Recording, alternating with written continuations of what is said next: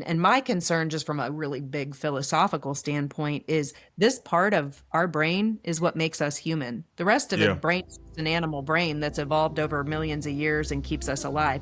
So if Yeah. we willingly give this up to technology, what does it mean Yeah. to be a human in 10 years or 15 years? I mean, what are we going to look like?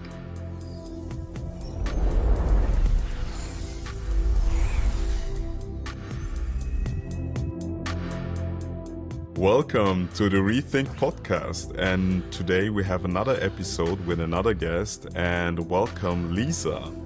Feel free to introduce yourself, Lisa. Thank you. I'm Lisa Riegel. I'm from Columbus, Ohio. I was an educator for 9 years. I was a teacher, and then I was an administrator in a school.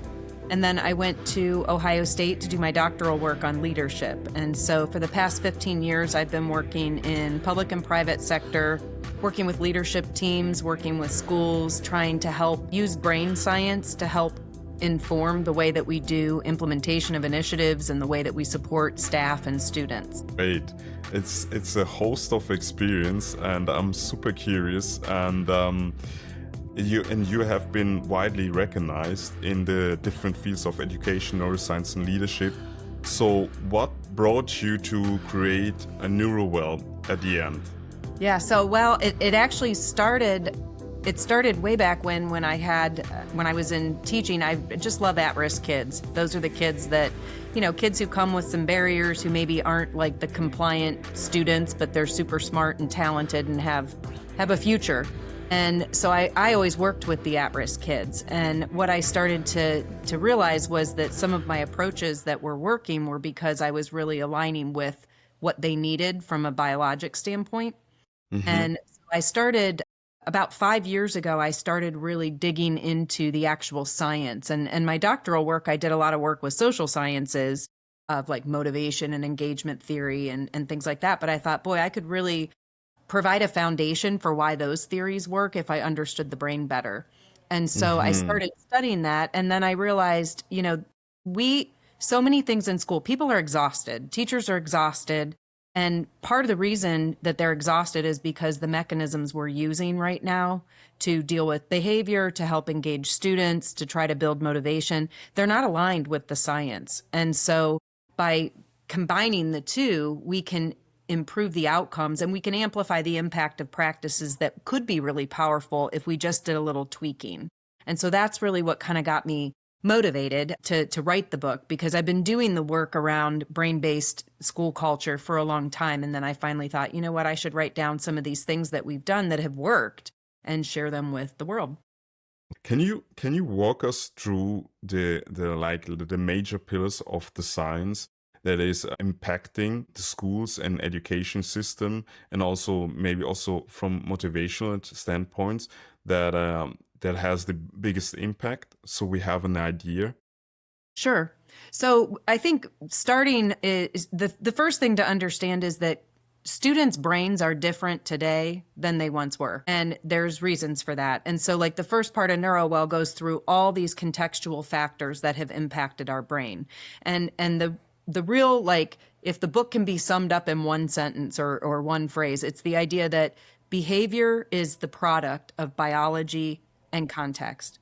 So when we understand the biology, we have a deeper understanding of the problem, we develop empathy, and we have better solutions. And then we ultimately have control over the context within the school.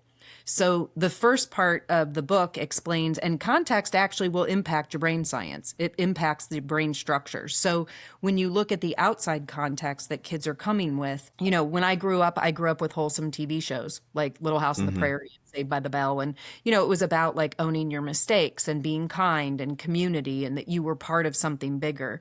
Today's TV is all about like, you and I are going to get together and we're going to manipulate that person and then vote them off the island. Yes. You watch that. It's not a worldview of unity and kindness.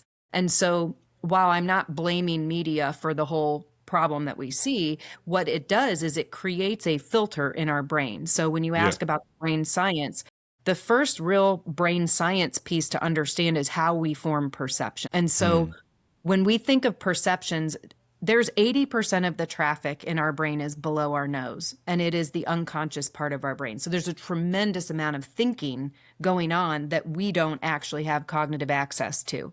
So where we form perceptions is below our nose. And it starts in a little place called the thalamus. And the thalamus serves kind of like a data manager. So it looks around in the environment and it takes in all the stimulus that you hear, see, touch, smell.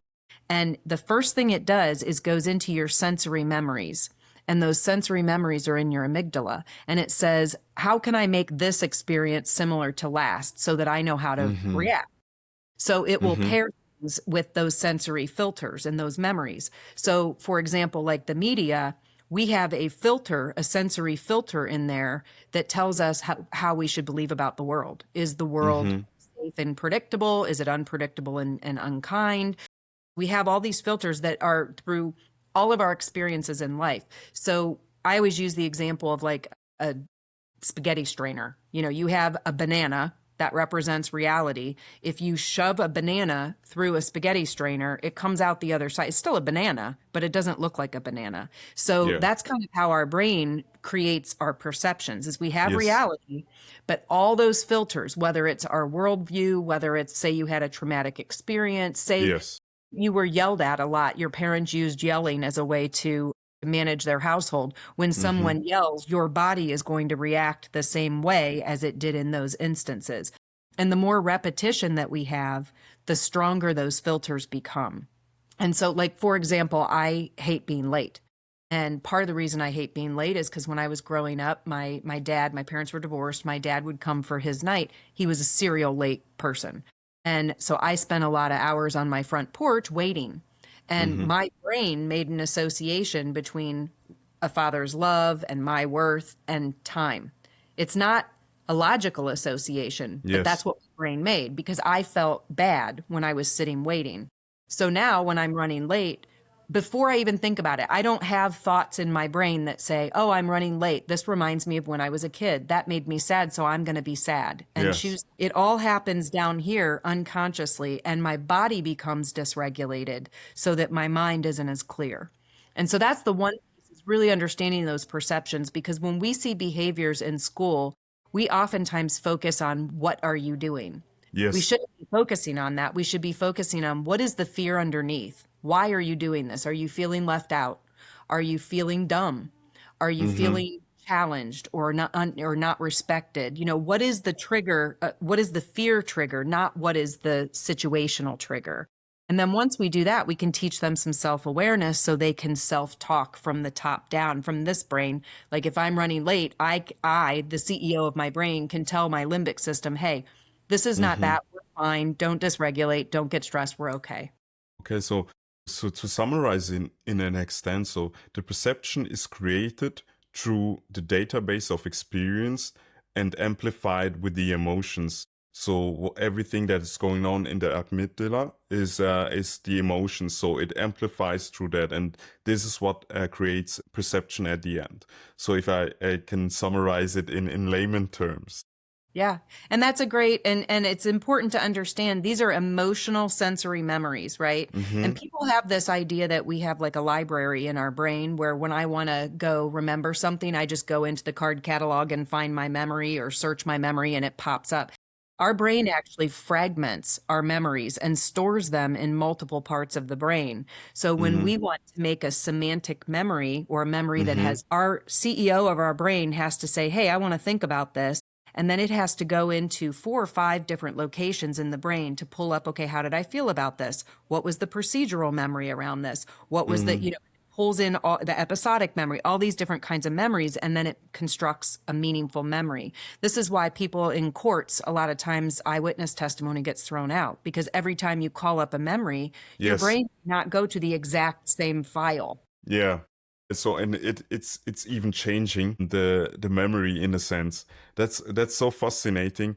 So I spoke with Manu Kapoor. He's a learning researcher for almost 20 years. He came up with an own learning framework. And one of the things that was mentioned in his book that, for instance, retention of a specific memory might also be contextual in a sense, for instance, that you memorized something when you was at school, so you will be able to easily access that memory in school, while you at home you will struggle to access the same memory.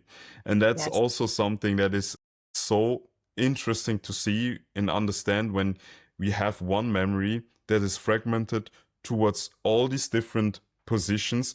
So first of all, this also means, when I draw the conclusions right, is the way you access that memory can also change the perception of what you remember, right?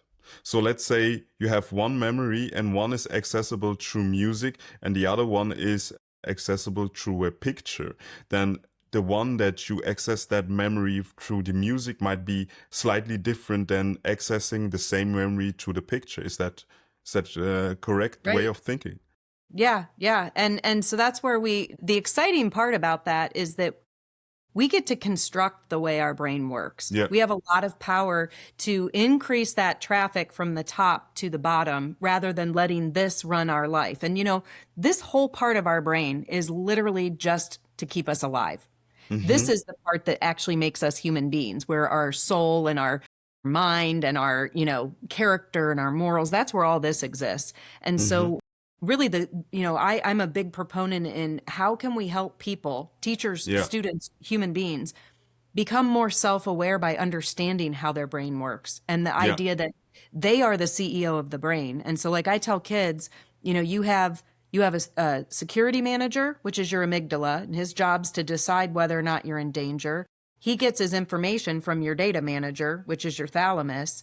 And if the thalamus sends a message to your security center that says, hey, little uncomfortable, not sure what to do, then your amygdala will just tap the panic button, flood you with just a minimal amount of kind of stress Yeah. chemicals, and send a message up to your CEO that says, hey, we need you to weigh in. So you want to train your body to get to the alert phase, because if you go to the alarm phase where your amygdala hits the 5-alarm fire, Yeah.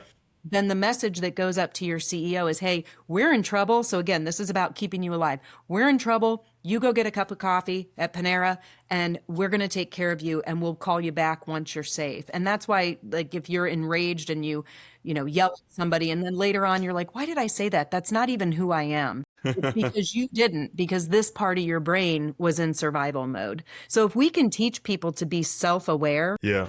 and then if we can teach them to be self-regulating, teach them how to push those messages down and how to calm that limbic system of their brain, then they can have more self-control. And when you have self-control and self-awareness and self-regulation, you're happier, you're healthier, and you're more successful in relationships and work.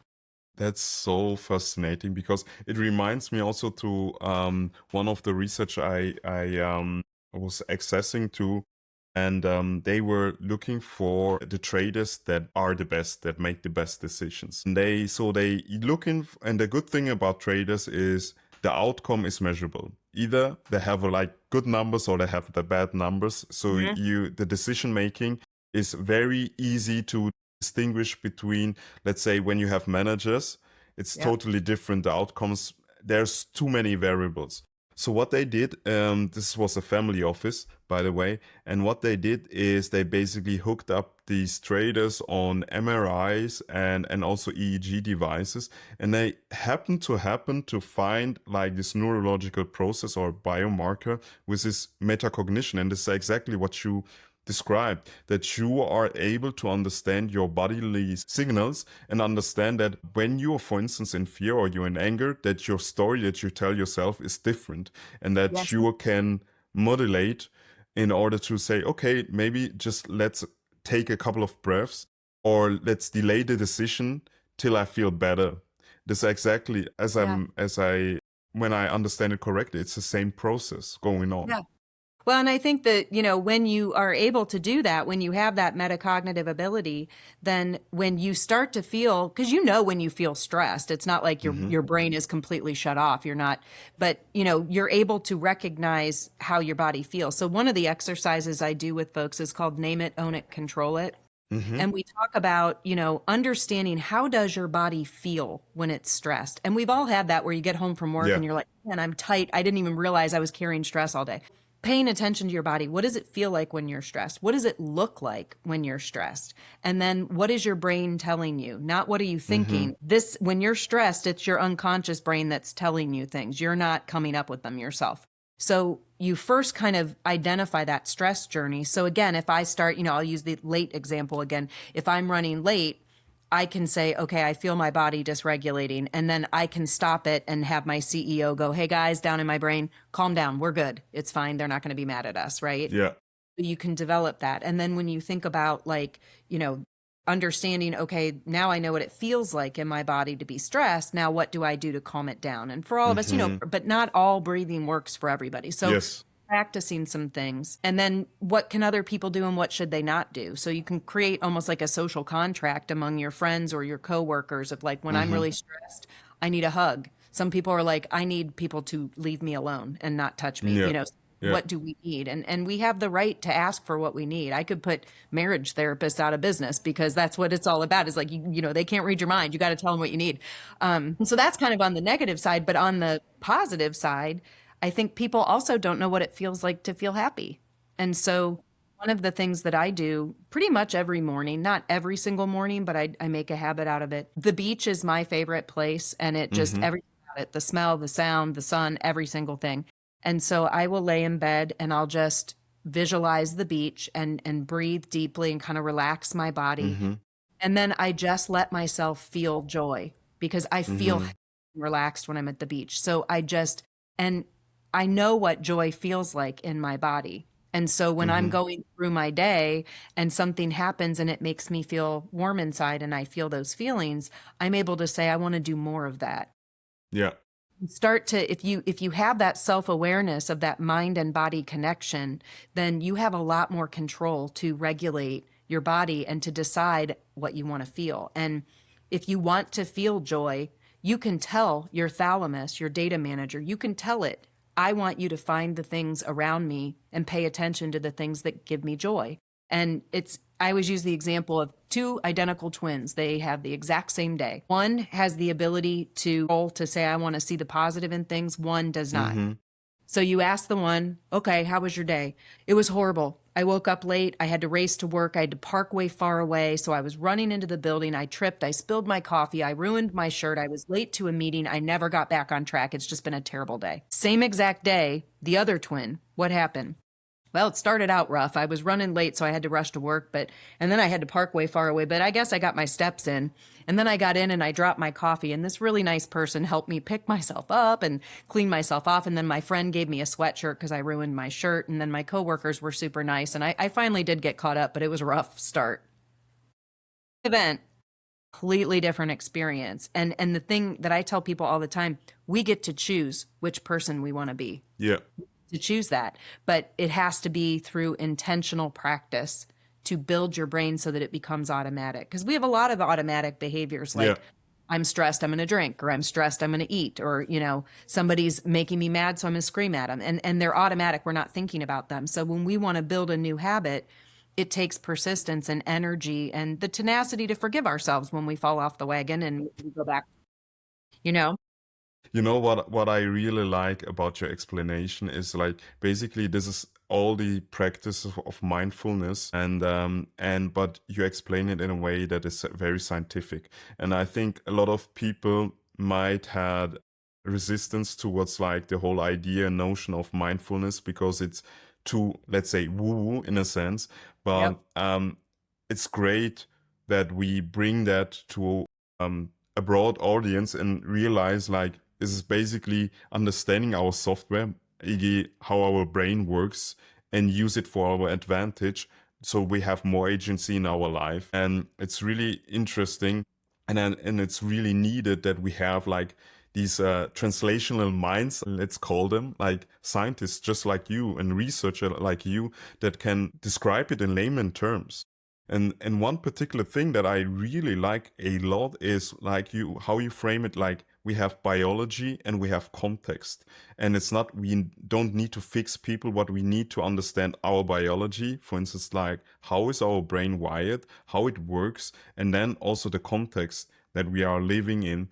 And maybe can you give us an example of the context that we have today that we might need to change in order to get a better outcome, particularly in our education system? Yeah, for sure. Well, I think that one of the big problems in education is we've shifted from teaching kids to teaching content. We have high stakes data, and that data is the holy grail. And so people are doing practices that are so far away from what humans need because they're only focused on that data point. So I think the first step of building a NeuroWell culture is attending to the human system and understanding we're teaching kids, not teaching content as the priority. The second thing is really thinking about safety. So we have to have, because again, if we are not safe, this part of our brain will hijack the whole thing because we will be in survival. So like I talk a lot about, the number one thing about developing a culture in a school. Well, two things. One is that it needs to promote a sense of belonging for everybody, a collective identity, where when I walk in that school, despite our differences, we come from different places, we speak different languages, we might be different colors, different genders, whatever, that when we are there, we're part of the same thing, Ohio State does this really well. So Ohio State, people want to be the people wear Buckeye gear and never even went to Ohio State. It means something to be part of Buckeye Nation. It's something special. And I'm sure in other states they have, their football teams. But the idea being, like, I was in Germany with my husband and we went into a bar and there was a game on and somebody yelled, "Oh," and we yelled IO because that's what you do. And we drank beer with them all afternoon and we had a blast because in that moment, our fandom was the superseding identity. Yeah. We don't have that in schools. And sometimes collective identities can be negative. So, for example, my husband hates when I say this, but he's a Jets fan. So if you follow football, that's a very depressing team to be a fan of. And so when he sees somebody else and he's got Jets gear on, they look at each other and they're like, "Jets fan?" And he's like, "Yeah." And then he's like, "Sorry." So it has like a negative kind of thing. Yeah. So what we want in schools is how do we purposefully build sense of belonging? And like in NeuroWell, I go through all kinds of tactics that you can do to do that. Yeah. Because if we don't have that sense of belonging, then we have a lot of kids who walk into school and are already dysregulated. And then on top of that, we have the social media. And one of the things, everybody knows social media is not good for you, and the more time you spend, it's bad. However, what I don't hear a lot of people talk about is the fact that we create profiles that are better than who we are, right? I don't put a picture of me at the grocery store with my hair up in a bun, unshowered, everything's kind of curated and better. So we build a fantasy life for ourselves that's slightly better than the real one. So when we have to live the real one, super reality in a sense. Yeah. Exactly. And so when kids walk into the brick and mortar school, they're walking in as I'm less than who I have been faking that I am. And that causes a stress reaction. And then the other piece too is we see that altruism is not as valuable as it once was. Yeah. So I can be online and put a new ribbon in my profile picture, a flag, or whatever the cause of the day is, then I can get 4,000 dopamine hits from people saying, "Look at you." And I didn't do anything, right? So low investment, high return. And then when I'm in a physical space, if you fall down and I help you up and you say thank you, I get one hit. And that took me a lot more effort. I had to stop and help and pick stuff up for you. So one of the things I talk about in schools as part of the culture is you've got to build positivity and altruism into your culture. 100%. And I think the one last thing I'll say too is that culture is not words. I see people spend thousands and thousands of dollars on posters and meetings and let's come up with our words and our slogans. Culture, right? So you can say the words are aspirational. The actions are operational. So like I have a new book out called Aspirations to Operations. And it's really about that. It's about we spend all this money dreaming and planning and thinking and buying all this stuff to say this is who we are, but we're not that unless we act upon it. So how do we move from sort of that conceptual to concrete? That's so fascinating because this reminds me of the book of Ray Dalio, Principles. And he says like company culture or culture is principles in action, basically. Yep. And it's really, it's better than just values, but because it's values in action. And that's the action behind is what creates culture. Everything else is like a statement or a description of something, but culture is really if you live it when there is a process going on. So I love that so much. And it's so fascinating. In the last podcast I had Michael and Irvin from the company Synergy, and what they are creating is basically they have built a video platform that measures the synchrony of teams, maybe as like the chemical or the team vibe, so to say. But it's based on biometric data that they are collecting and certain things that like the tech is really amazing. And it's one of the examples of, I think, tech that we really need because it brings us further together. But what I wanted to mention is exactly one of the things that they mention is like, in particular, when we talk about team performance, team flow, one of the aspects that were super important is safety. In Right. team flow, safety is very, very important in order to be perform in order to have performance. And then the other thing that Irvin told me is like, and he called it, and this was like his explanation, also layman terms, that he says, okay, we have also a bit of beta brainwaves going on, that we have this common goal together, although we are like in an alpha state, but we have a bit of beta going on, that we have all this common goal, that we have this shared values that we are striving towards too. And this brings me also to something that that really bothers me from a societal standpoint right now, is that it seems like every country don't have a like aspirational idea or plan for the next 50 to 100 years. Right. And the only exception is China. But I have to admit, from my perspective, China's maybe not like the best. Not the aspiration you want. Yes, exactly. Really when we think about like the Western countries, which country, like, because at the end it's incentives. And which country has an aspirational vision for the next 50 years, because this determines what we teach our people, our children in school. These will create the incentives for economics. This is the incentive for all of us. But what we have right now is like, on the one hand, we have technology that is going on rampant fast, but on the other hand, we have no structure with an incentive that looks and try to understand what is our like common vision, what we should strive for as a society. And now we are hijacked basically by who creates this technology and can like access power the most. And Right. that's something where I feel like, why I feel like your work is so important, because we can change it in the smaller areas, and maybe we can change it also in the bigger areas, but the systems are, from my perspective at this point of time, completely broken. Right.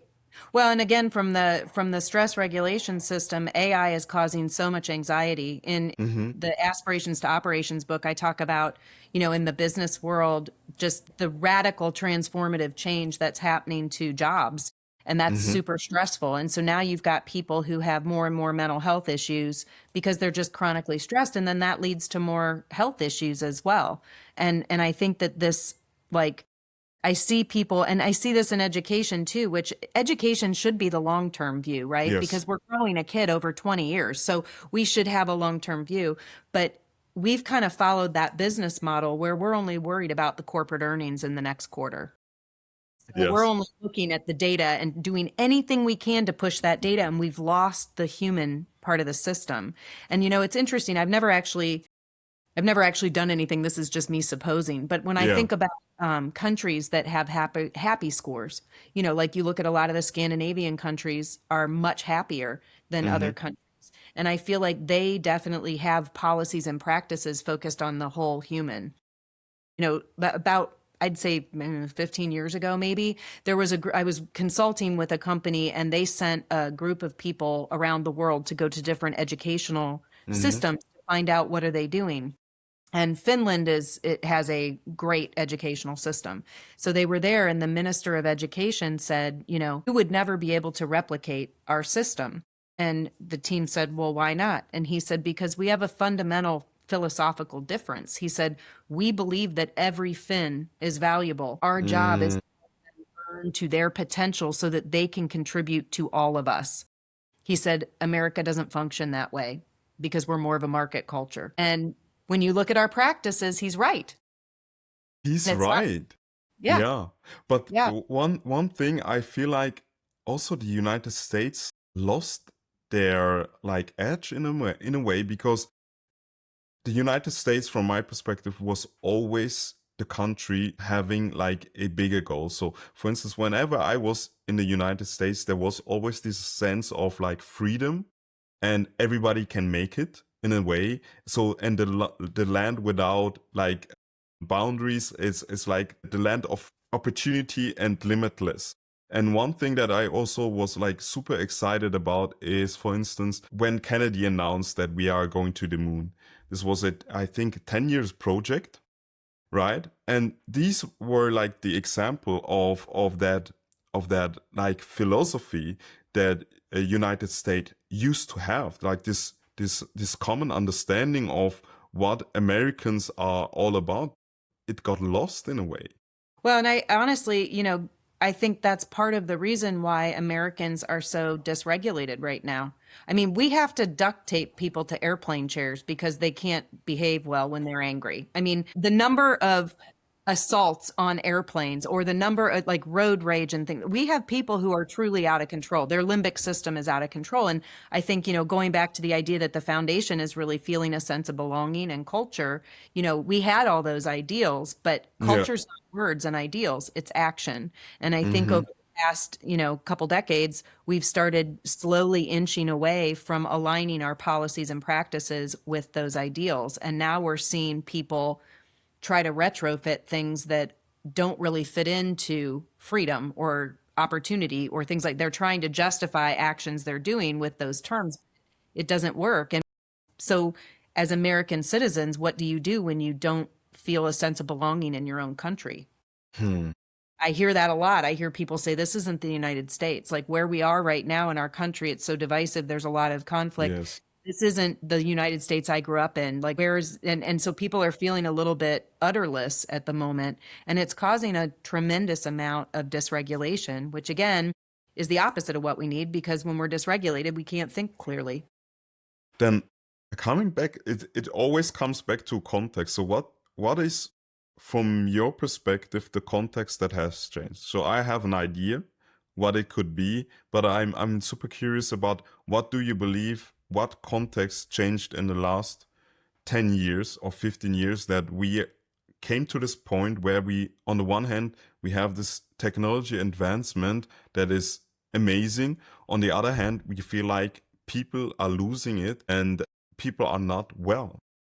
Right. I mean, I think that there are so many factors that have led the United States to where it is. But I think part of it is, again, we lost the human in the human system and we focus so much more on the business end and how much money can we make in this quarter instead of looking at a bigger picture of a healthy country has a healthy economy, but it also has healthy people.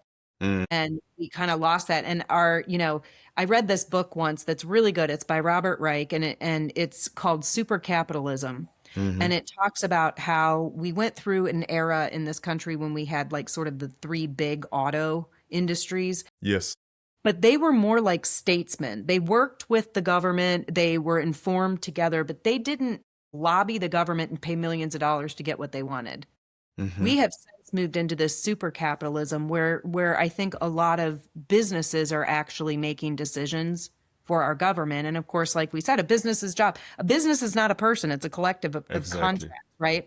But our Yeah. Supreme Court said they are people and that businesses have free speech, which is a little weird. So now they're able to donate as much money as they want to campaigns and exert a lot of influence for free speech.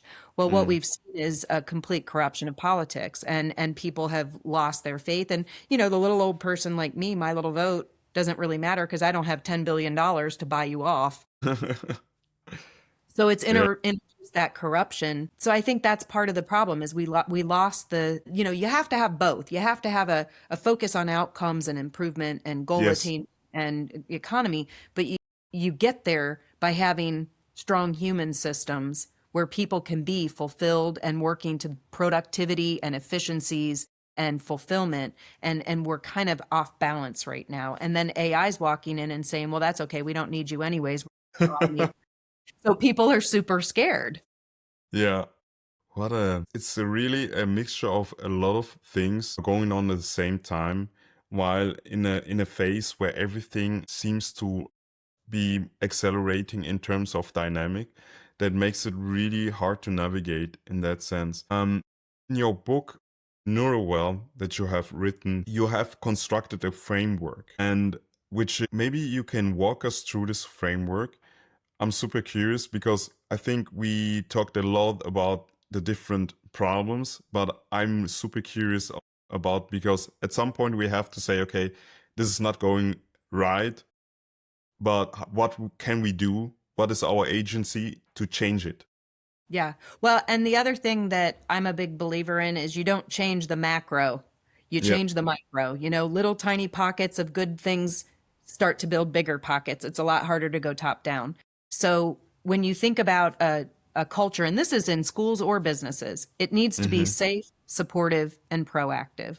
So safety is the key, and that means that people are emotionally safe, and it means they're intellectually safe or psychologically safe, right? We oftentimes think of safety just in terms of physical safety, Yes. but that emotional safety, and it starts with a sense of belonging, and then how do we build people to build them up, right? Intellectual safety. Are we asking people to do things within the zone of proximal development? Like I see in companies and in schools, they're like, okay, we're doing this new initiative and we're going to go out here. This is our goal.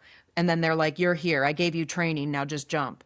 And it's like, I'm not jumping. I don't even know how to take the first step. So thinking, how do we create safe environments for growth mindset? And Yeah. again, when all we ever look at is our outcome data, like I always talk about, we need a theory of change that involves actions that you and I are going to do. And then we need to measure first, are we doing those actions? And then if we measure that and we say, okay, we did this with fidelity, we did the actions. If the outcomes don't work, then it's not us. It's that our theory of change was incorrect and we need to Yes. change it. But I see the absence of those data or the fidelity data. And so we, have our outcome data not move the way we want or as fast as we want. And then we just blame all the people. And it's like, well, I'm doing what you told me to do. And it disengages people. So Yes. So I think, that safety is really important. The supportive piece in schools, it's really around how do you set up routines? How do you teach? How do you assess? How do you share power? And so whether you're in a business or a school, it's really about sharing. It's about building agency by understanding people, giving them some voice and choice, and then giving them some grace and space when they are needing it. So it's Yeah. that human system, right? How are we supporting that development? How are we making sure that we're not asking them to go from point A to point Z without giving them the little points along the way? And then the proactive piece is we know what's going to happen. So why are we angry or surprised when it does? And so simple example, elementary teachers always say, do you think that the kids are going to roll around the carpet and poke each other? And they're like, yep. And I'm like, then why are you angry when they do it? Because you know it's going to happen. So why aren't you Yes. planning ahead and being proactive to say, I know these kids need to move and wiggle and poke each other. So how am I going to create a replacement behavior that's appropriate? And, as a manager in a company, that people are going to push back on something. So think ahead of what are the reasons for resistance and try to address the various reasons for resistance ahead of time on the front end. Yeah. So you Yeah. can try to smooth out some of that because it's going to happen. So essentially NeuroWell is kind of what we want to happen. And it's really addressing, it goes into instruction and stuff, but really the whole book could be useful to anybody if they can make that application switch. But aspirations to operations then is how do we do this? And it goes through culture. So there's a chapter in that book that kind of addresses the idea of culture within any industry, including education. So it's almost, it sounds more, when I summarize it, it sounds more it's like a, let's say, manual, like a manual for cooperating better together than before. And one thing that I'm particularly trying to understand is, for instance, like, let's say, incorporate that into a school. One thing, for instance, I'm not sure how it works in the United States, but in Switzerland, for instance, I know that they have a curriculum, and this is given by the canton, so it's similar to the state. And what they're saying, like, look, this is what we have to teach. And then in order to really change, for instance, like incorporate something completely different, they have to incorporate it on the side besides of the normal curriculum. So, and goes against what I mentioned about incentives. There's nobody having an incentive to understand, okay, like in 20 years from now, when these children are done with their education, there will be AI systems and so forth. So procedural knowledge and just like memorizing thing will not work. So even if you have somebody, a teacher who's proactive and he wants to incorporate NeuroWell, is we have still a structural problem. Can you maybe give an example how they can still imply it or implement it in a way that it will still have a change? Right. So this comes up a lot. So I'm glad you asked this, because the curriculum. So I actually did work for the state of Ohio's education department, and we were trying to communicate to schools the difference between standards, curriculum, instruction, and assessment. And you would think that that would be a very basic understanding that everybody has. But when I'm working in schools, I'm like, okay, your job is not to teach the curriculum. It's to teach the standards and the learning that kids need using the curriculum. So the curriculum's not your boss. The curriculum is a tool that is used to teach the standards. Your goal should be on the standards. And to illustrate what you're talking about, where they just feel like they have to teach the curriculum, I was working with a teacher a couple weeks ago that we were in his curriculum, and it was the first time he noticed that the standards were listed for the curriculum. And I'm like, see, this is what you should be focusing on, is what's the purpose of doing this activity, rather than being so focused on dragging all the kids through something that you don't enjoy, they don't enjoy. So then I talk about the curriculum is a tool. It is built for the 50th percentile. It is built in the United States. It's built to work in Houston and in rural Iowa and in Berkeley and in Florida, and it's an average curriculum, right? So some tools are going to be things that you're going to be like, oh, all the kids really enjoy this and get a lot out of it. Make that your whole group instruction. And then there's other tools within the curriculum that you might say, okay, this works really well for this kind of learner. This works really well for this kind of learner. And so you can start to create menus and choices, and you can say, okay, we're all doing this together to practice. You can practice with this tool, or this tool.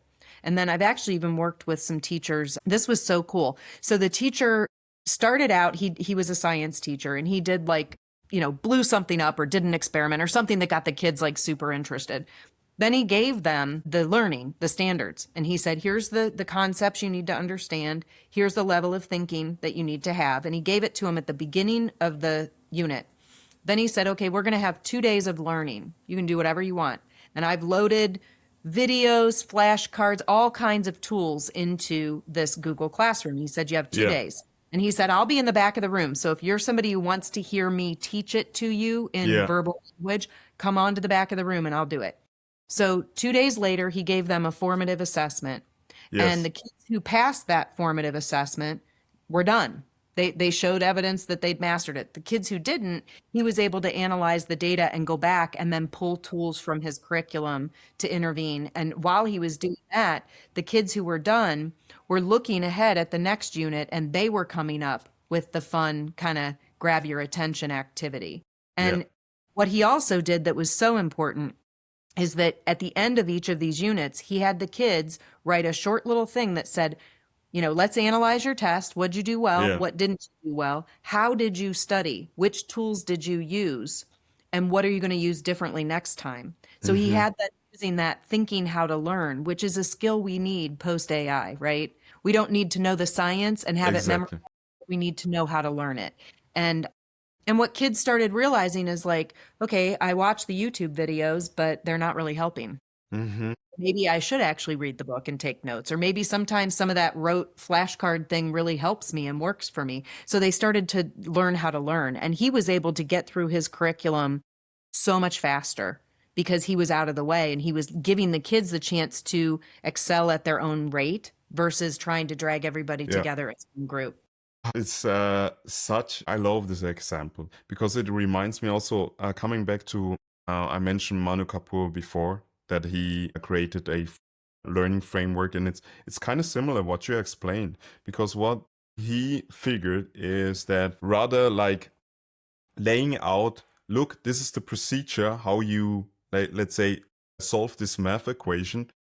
He figured that when you just show it, okay, this is the problem, we have to solve it. Just try to solve it your own. These are the tools, just do it. And exactly what, like you mentioned, and the crazy thing is there is more fun and enjoyment in this challenge, although they might fail in it. And then when they failed a couple of times, they understand the problem. Maybe they are not sure about the solution yet, but when they are like having to struggle to get to the answer, and then they go to the teacher and then he explain it after they went through this process of struggling and doing it wrong, they learn it way faster, way faster. And I had this example with my son, and where I prompted a chatbot to give him challenges in this kind of framework. And you know what happened? After 20 minutes, he came and he told me like, "Hey, I solved. I'm not sure whether I pronounce it correctly in English. Pythagoras. In German, it's Pythagoras." And he was ecstatic about it. He was like, "I solved it myself, just having these hints." And it's almost like having more respect for the intelligence and the capabilities of this small human being, rather than just like in a factory line, just Right. shove the things off their throat so they are done with the things they have to work through. Yeah. Well, I think if you want evidence that the system needs a radical transformation, I think the fact that teachers are so annoyed by Yeah. AI because kids can cheat on AI. And I'm like, well, isn't that evidence that what you're teaching them is now replaceable? Like, Yes. this is evidence that the system is outdated. And yet what you're talking about, like inquiry learning and, kind of going the opposite way where you give them a chance and focusing on what doesn't work builds that sense of where's the faulty thinking so I don't Mm-hmm. do it again. And then you can take that and apply it. If I just learn an Exactly. algorithm process, I can't apply that anywhere else. And Yes. and so I think but the thing that's funny, like the other gentleman you're talking about and different people who talk about how the learning science looks, the real problem is it's really difficult then to build a curriculum because people say, I want a curriculum. Well, Mm-hmm. the problem is that if you're really following learning science, then you're individualizing learning in a Yes. much different way. And it's much more open and you're giving kids chances to solve things. And there's no way to really predict all the different angles they're going. So the learning science, I think, underscores the importance that the teacher is a knowledgeable professional who can Mm-hmm. pivot, who can not be like we're all just going to plod through to get the same answer.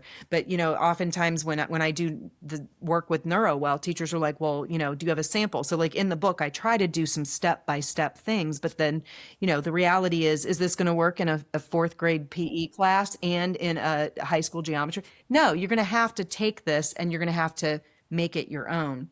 And we've trained teachers that they don't do that. They just go to page 18, then go to page 19, then go to page 20. And you'll hear them say, well, I don't have time to do that because I have to get through the curriculum. And I'm like, you're teaching content, not kids. So if you have to get through it and they're not learning, you're not teaching, you're just talking. And so, Exactly. flip it around and it'll go a lot faster. I worked with a school, we completely redesigned the school Yeah. based on the NeuroWell framework.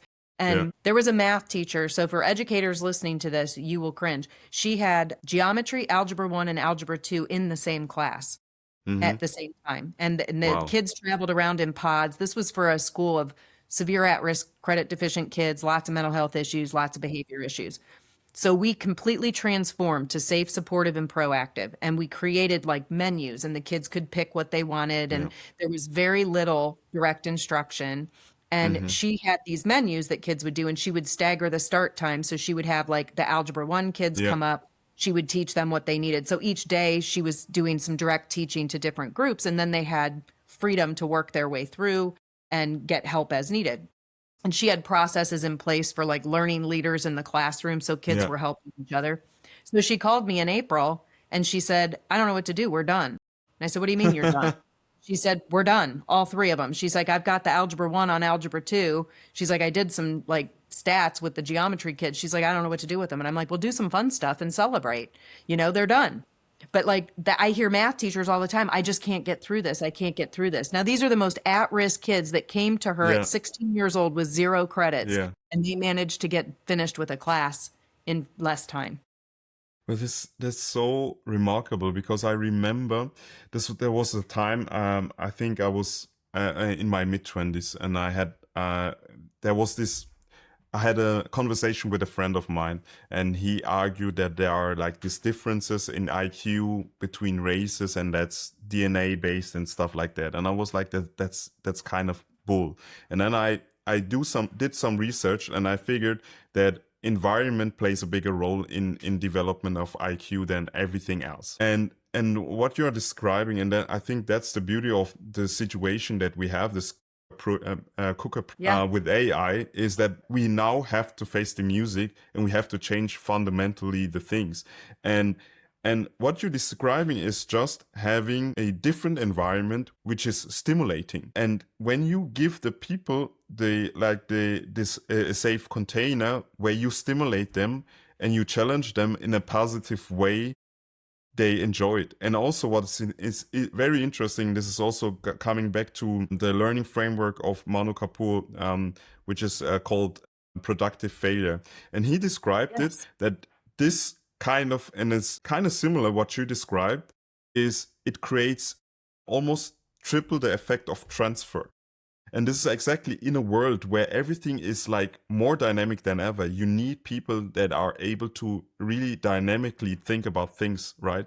And then the other thing, what was also remarkable, that people that are taught into like normal procedure knowledge or procedural way of teaching, they struggling to adapt as well. So they cannot like understand the concept behind it. And this is, I think, almost like we did this like now for, let's say, 50 years. And now we can see the examples. But because of this pressure cooker with AI, we are forced to adapt right now, which is, I think, the good thing of this situation, although there are like a lot of like indications that people are struggling, but nevertheless, this gives me optimism.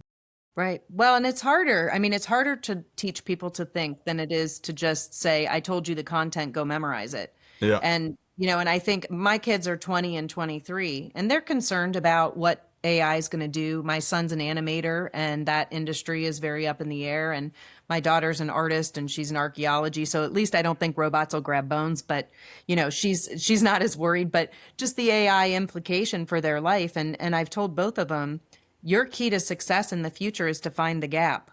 You have to figure out there's things that AI is going to take over, and quite frankly, let it. Like there's things it can do that are so much faster, and they can make you have time to do other productive things in your life. But you've got to find that gap of what are those productive things that you can add that human piece into whatever AI is doing to assist us. And currently right now, I do not see schools preparing students to find the gap. Students know it. I read an article a few weeks ago. They were saying we don't have a disengagement problem. We have an irrelevance problem. Yeah. Students see the work as irrelevant. And I tell teachers that all the time. If I gave you an assignment that you needed to do X, Y, Z, and you knew you could plug it in Chat GPT and finish it in 30 seconds and go on with your life, or you could spend 4 hours thinking deeply about it, which would you do? You know, so the problem is if I tell you to do that assignment, it's my problem. I shouldn't have had that assignment. Exactly. I should be figuring out, okay, how do I have you use that technology to generate some solutions and then analyze them and then break them down and then combine them or apply them or do something else with them. But I think to your point, I think there's a lot of teachers who don't have those thinking skills because they haven't Yeah. practiced. They might have had them at one point, but now they're so into just that procedural transference of knowledge that they're going to have to remind their brains how to stimulate that thinking. 100%. And that's the crazy part about it. I mean, if you incorporate, for instance, like ChatGPT into your, let's say, into your class, you can do remarkable things. For instance, like let the children do, for instance, an assignment where they have to create a functioning engine, for instance, Yep. and tell them like, hey, use ChatGPT, use a 3D printer, and you have 2 weeks of time, come up with a solution, and then see what happens, and you will see that this is like the opposite of like, because one thing that I also notice is like offloading cognitive abilities. But when you frame the challenges in that way, it's the opposite, because then it becomes more, this is a tool like Excel or a computer or whatever it is to my Yes. exposure, and how I can use it in a creative way, me being in charge and me being the one that use it in a creative way to solve these solutions. And I think then everything becomes a playground. And this is also somehow the essence of like being deeply human, is our ability to create creative solutions. Yeah. Well, and I think, we, in the beginning of the conversation, we were talking about some contextual factors that impact mood, but also technology is impacting the structure in our brain. It is Yeah. reducing our executive function. And I see that, teachers complain. When I started teaching, I'd never even heard of executive function. And now it's everywhere. And teachers are talking about it because, when I was a kid, we memorized phone numbers. And Yeah. if I had a question, I had to go to the library, I had to skim, I had to find a keyword, I had to pull a main idea, I had to, and while it's lovely that we don't have to do that anymore because it's super fast, the byproduct that's negative is that we're not using those parts of our brain. And then if we come to school and we're not using those parts of our brain, and we're also expected to already have them, then the gaps, and especially to the equity gaps, grow and grow and grow. And more curriculum isn't going to close those gaps. We have to teach the brain. We have to provide repetition. Like I worked with an elementary school, and the teachers were complaining about the kids' ability to remember math facts. And I hear about memory all the time in all levels when I'm in schools. And I said, well, play memory games. I said, Mm-hmm. take cognitive load off. Like the cognitive load of trying to apply math and build memory is too much, or, Yeah. so take that off and just ask the kids that, have a challenge question every day. Say, hey, what's your favorite ice cream? Or what kind of dog do you like the best, or something? And then the next day, give them a list of the kids' names and say, who can you remember? And then you have memory master of the day, and everybody claps, and it's a fun just game. Or when you have Mm-hmm. time, play memory games. And when it's not connected to content, then the cognitive load. So again, that intellectual safety, like I know my favorite ice cream. Like that's not, I don't have to feel like I'm going to fail.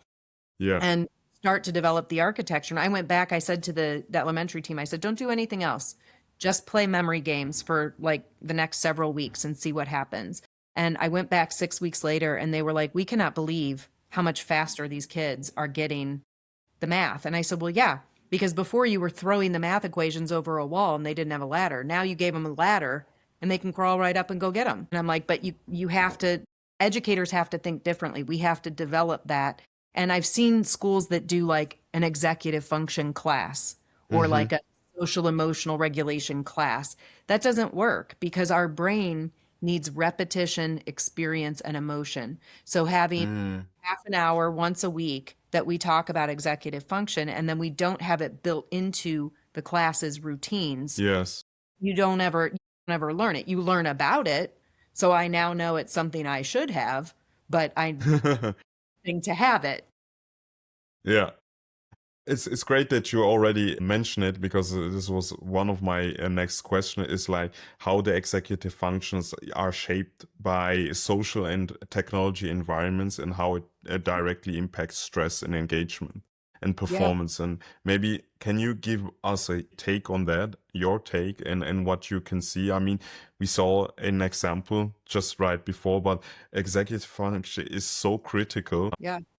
Yeah. Well, and that talking about like the working memory piece, information processing with the way that, I can just ask my phone, what's the answer to this? And it'll Yeah. tell me, so I don't have to process. The other thing that people don't think about is Like if you go out to dinner in the United States and you see a family, I would say 80% of the time they're all on devices and Yes. nobody's talking to each other. Even people on dates are not talking to each other. And what people don't talk about is that when we are, I used to have to sit through dinners and they're boring and you have to listen to people talk about stuff you didn't care about when you were a kid, but it taught you how to be curious and it taught you how to make applications from what they were saying to your life. And you had people modeling that they had a bad day but figured it out. And so you learned a lot of things that you didn't mean to learn. You also learned the rhythm of conversation. You learned when people started getting bored with what you were saying and that maybe you needed to stop and give them a turn. You learned, all of those things.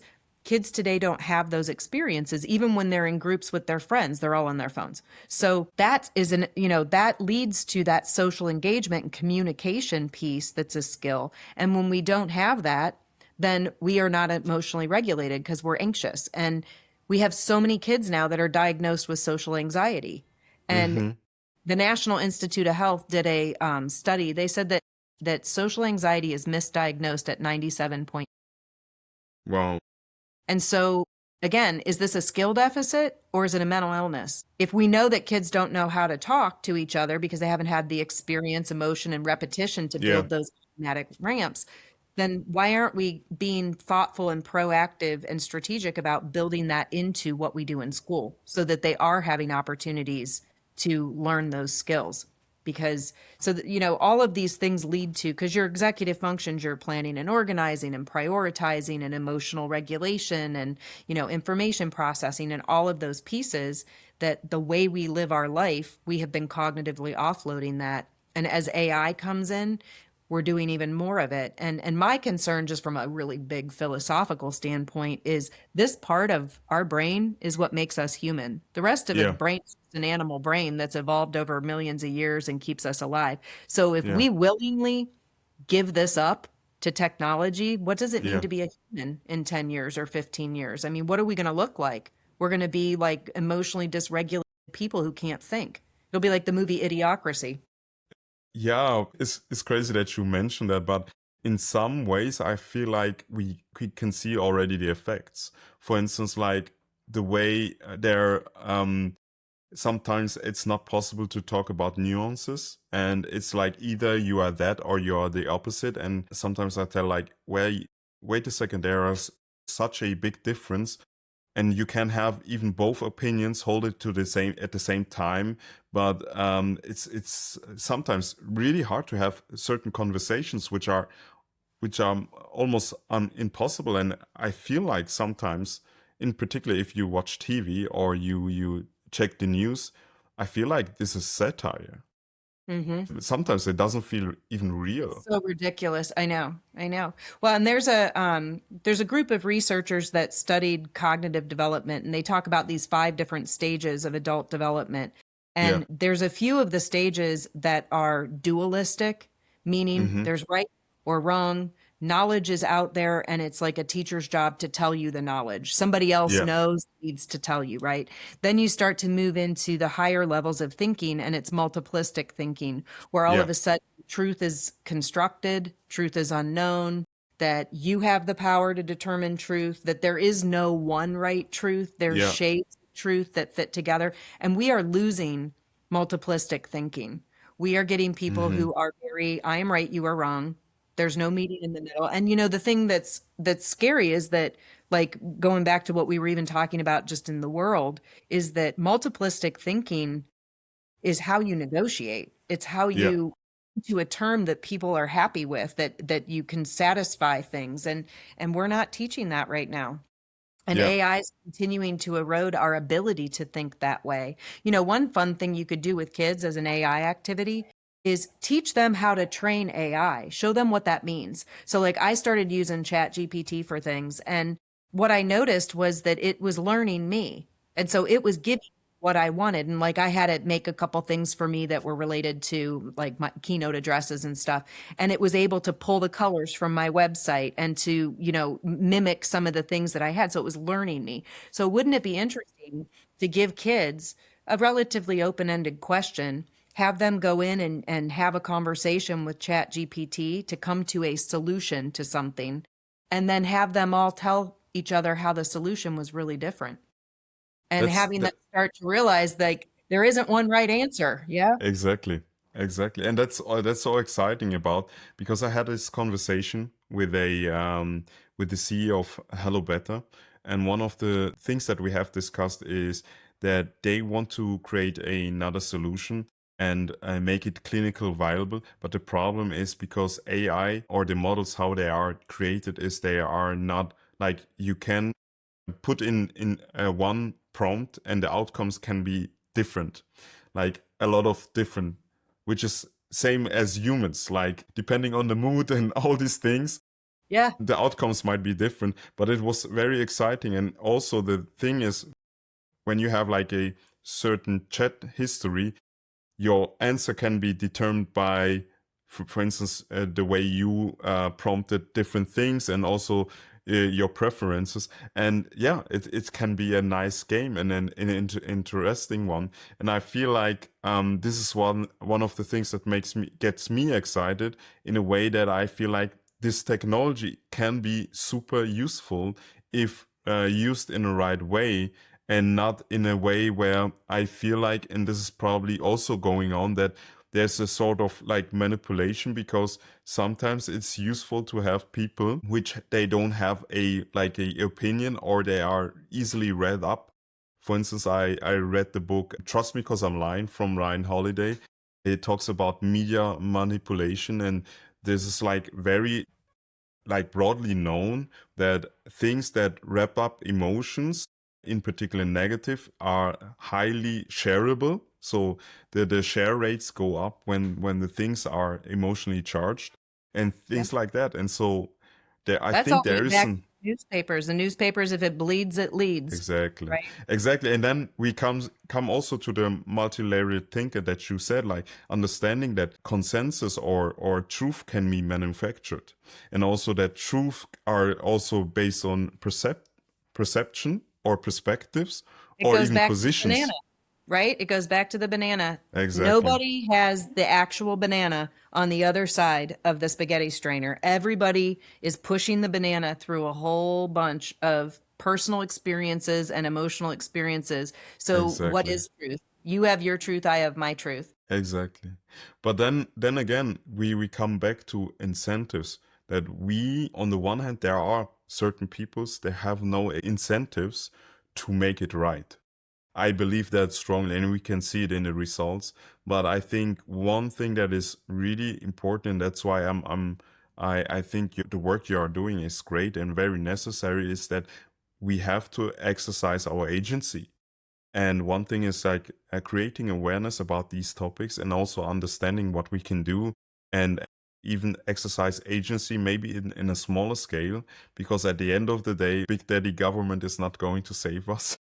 Right. Nobody is going to save us. And then we have to exercise these agencies. The Right. agency, yeah, Yeah, and that's what I mean, that's really what a NeuroWell culture is about, is set the tone and the environment in a safe way so that people can fail, explore, challenge themselves, provide a supportive environment so that they can achieve and develop that agency. And then that proactive piece is know what's going to prevent it ahead of time and make those speed bumps pebbles. They're still going to be there, but you can predict a lot of things and you can reduce the impact of those if you're thinking ahead proactively. can you elaborate the C commitment framework Sure. and So how this that's, connects?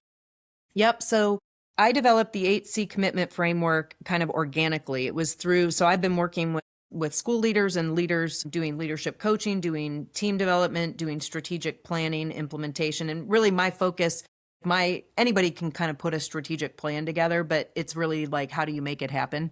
So that's kind of where I fit in, is really helping with that engagement. Over the years, just the different things that I've had to kind of invent along the way to try to figure out how to help these organizations became the 8C framework. So it starts with culture. And it goes into some of, the brain science behind culture, the importance of belonging, how to do it. Like I try to always give like specific actions so you're not just left with aspirations. I want it to be operational. And then the first three C's are the planning C's. So it's clarity, coherence, and cadence. Do you know what you want? And I've asked this so many times, like, what do you see and hear when this is being done successfully? And people can't answer that question. And I'm like, if you can't answer that question, then we're not going to ever get there, because there is no there Mm, there. Everybody's mm, there is right. So that clarity is much more difficult than people would think. And so I tell leaders, you got to get at the 30,000 foot view and the 3 foot view, so that you are really predicting how this is going to look in everyday life. The coherence is, like in a school example, you want project-based learning, inquiry learning, and I just bought a direct instruction curriculum. So you've given people an impossible choice. You can't do both. They're not coherent. So how are we making sure that the changes we're making are coherent with the practices we have and the tools we have? And then the cadence is the idea of the pace of change. Different people resist change for different things, and different people need different things to help get them moving. So it talks a lot about that motivation engagement theory, about resistance theory. Then the middle C's are the how do we engage people? So they're about coaching and collaboration. How do you structure a team meeting? How do you make sure that you're building autonomy, but also accountability in your teams? And then how do you coach when things are going the wrong direction?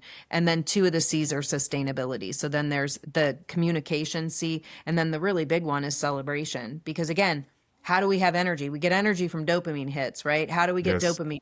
We get dopamine hits through feeling good, through being complimented, through being recognized, through feeling proud. And so how do you build those authentic celebrations into a strategy so that it's not just like a hokey, everybody, we're doing an employee Mm, appreciation lunch. That doesn't give people a dopamine hit. It just makes them happy. They don't have to pay for lunch. So how do we do authentic celebrations tied to the actual theory of change, tied to what we want people to be doing, and then to reward them for it? So it's really the guide. So like for schools, NeuroWell is really the what. It's the what do we want to see happen to help student and staffs be happier, healthier, and more successful. And then the 8C commitment framework is how do we get there? And it's kind of industry agnostic. It would work for any leaders in any field. that's awesome. It's really extensive, and I can really tell that you put a lot of thought into that. Can you explain how you conducted the research for NeuroWell? So how this happened and how this came to be, in a sense? So the research, the brain-based research, I don't go into a lab and do fMRIs or things like that. So Yeah. I rely on reading the research of the brain scientists. And then what I do is bring that research to actionable in education. So the research that I've done has been highly action oriented. So I go into schools and I've been working with these tools that I have in the book for the past 15 years and refining them until they work. So what the NeuroWell book presents is truly tried and true, positive things that you can do that will work based in both social science and brain science, and then also practiced and trialed in real Hmm. school. Great. And I have. It's a mix of like bringing in research, Mhm. applying it, and taking that research and making it concrete. So it's not just conceptual. Yeah, that's most important, that we have like a possibility to apply it. Because whenever something is not applicable, it's like it sounds nice and maybe it gets you excited that you learned something new, but when you don't apply it, it's like a waste Right. in a sense. Yeah. Well, and I feel like the fact that I wrote the book Aspirations to Operations, I'd be doing a real disservice if I didn't have the operational tactics in both books of like, okay, here's what your dream is, but here's how to get there. That's great. That's great.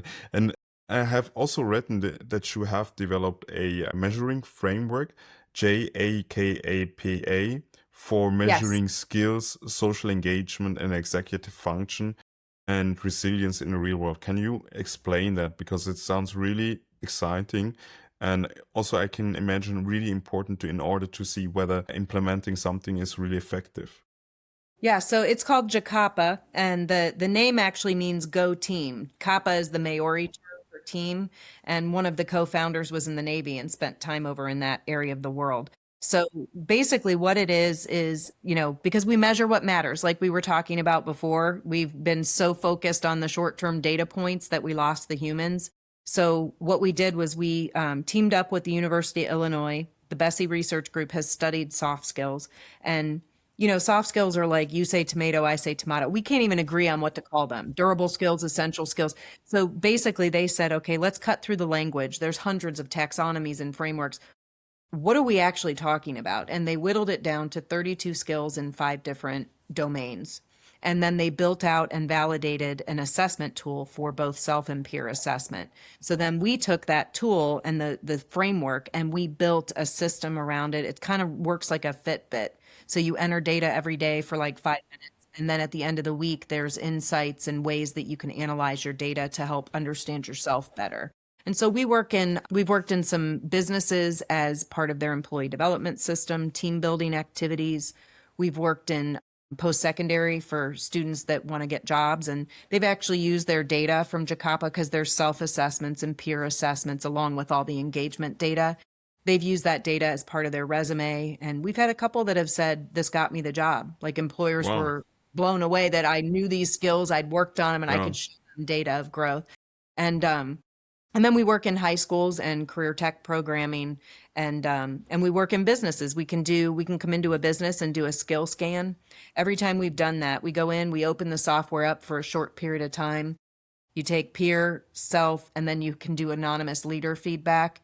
And we Mm-hmm. take all that data and then we present that back to the leaders to help them understand some of the things they might be seeing in their teams are not disengagement. They're not, these people are just negative Nellies. It's that they are missing skills. And so how does this shape the way that they need led and the tools that you put in the structures in place? So yeah, we're kind of a tool that can be used for a variety of purposes. But the key is that we give you that metric because we know the holy metric, right? You've got to have a measurement. You've got to have something. And currently right now, soft skills are fuzzy and we don't even know how to define them. So this provides that framework for you. But That's great. yeah. Yeah. I have 2 more questions. Or one is, you have described that AI is the most disruptive force leaders have ever faced. And so what do you think this means and what we need to like redesign to actually, get this challenge, that we able to overcome this challenge? Yeah, I think that some of the things we need to do are way above my pay grade. I mean, we need to be having some conversations about policy. We need to be thinking about, because AI has the infinite positive possibilities and infinite negative possibilities. We can have Skynet or we can have, utopia, and but what we do now is going to direct a lot of that. And I don't see policymakers really having genuine conversations about the potential negative effects. We're so focused on winning, but I'm like, winning what? Yeah, winning what? Yeah, Exactly. winning what? Like, and nobody has given me a compelling vision of what Nirvana looks like once this all happens. Like, they keep saying, it's going to create jobs, but then it's going to take jobs. And I'm like, people need to work to feel industrious. So if all of a sudden Yes. nobody has jobs, that's not good for people. But I think in the smaller context that we can do some control, what I would say is that schools are going to have to, it's terrifying, but it's also exciting. They need to do a hard shift away from that kind of transference of factoid and knowledge and algorithms and processes that we currently teach in school. They need to do a hard shift to the thinking skills that people will need to fill that gap. And we don't exactly know what that gap is, but I think that we can guess that it's going to involve being able to analyze and be creative about how we look at data sets and how we interpret the reality that is shown to us, how we can become more about what could be true, what could have multiple things. We need to start really intentionally developing those skills, because I think not only does that prepare us to fill that gap in the workforce so that we are doing something useful with school to prepare kids for their future, but I also think it helps us retain our humanity. Because if we continue to allow technology to take over the parts of our brain that make us human, then that could have a real disastrous effect on what it feels like to be alive. 100%. Yeah, I agree with you. Totally. So my last question is where we can get your book, NeuroWell. Yeah, so I'm on Amazon. So if you just look up my name on Amazon, my author page should come up, but it's NeuroWell. And then the other book is Aspirations to Operations, and it just published on Monday. So hot off the press. And so that's where you can find me. You can also find me on LinkedIn, and I love to have conversations. If you go to my website, which is just lisariegel.com, there's an opportunity there. You can schedule a Calendly meeting with me. Just want to have a conversation. And or certainly if your organization or your school is looking for a keynote or looking for some support or some team development, leadership support, that's what I do, and I love it. So I'd be happy to help. Great.